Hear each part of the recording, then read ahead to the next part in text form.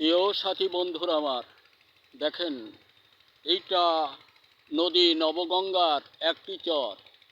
এই চর নদী পুনর্খননের জন্য বোধ করি কোটি কোটি টাকা আত্মসাৎ করেছেন তৎকালীন সময় এখানকার যেনারা রাজনীতিবিদ ছিলেন।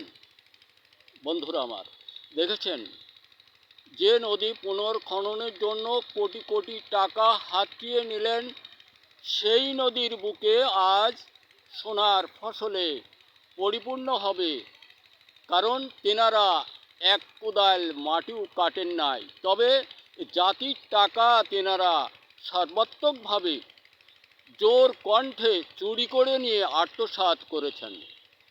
বন্ধুরা আমার, দেখেছেন, এটা নদী নবগঙ্গার উত্তর তীরে দাঁড়িয়ে আমি গৃহগ্রাম এরিয়াতে কথা বলছি। দেখছেন, যেটা দেখা যাচ্ছে এইটা আলুক দেওয়া চলে গেল, ওই ব্রিজ দেখা যায়, ওইখান থেকে শুরু করে এর পূর্ব প্রান্ত পর্যন্ত এমনই। এই দেখেন, এটা পূর্ব প্রান্ত এরিয়া। বন্ধুরা আমার, সোনার ফসলে ভরে উঠবে এখন আলুক দেওয়ার এই চরে, নদীর বুকে। বন্ধুরা আমার, আমরা কত ভালো, কত সৎ, কত অন্যায় অপরাধ করেছি, এভাবে জনগণের টাকা হাতিয়ে নিয়েছি।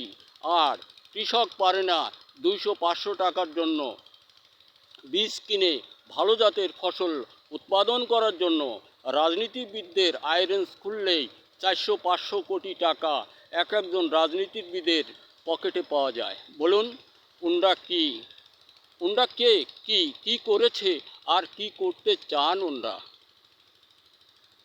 বাংলাদেশের সকল কৃষক বন্ধুকে বলি, আমরা ফসল উৎপাদন হতে পিছিয়ে যাব না। আমরা ফসল উৎপাদনে নিজেদের আত্মসম্মান মর্যাদা ক্ষুণ্ণ করব না। আমরা জাতির সর্বাত্মকভাবে খাদ্যশস্য উৎপাদনের মহা অধিক সম্পদ হিসেবে বেঁচে থাকতে চাই ফসলের মাঠে। সকল জাতি শ্রেণীকে ফসল দিয়ে মুখ ভরাতে চাই। ধন্যবাদ। দেখা হতে পারে আবারও কোনো ভিডিওতে।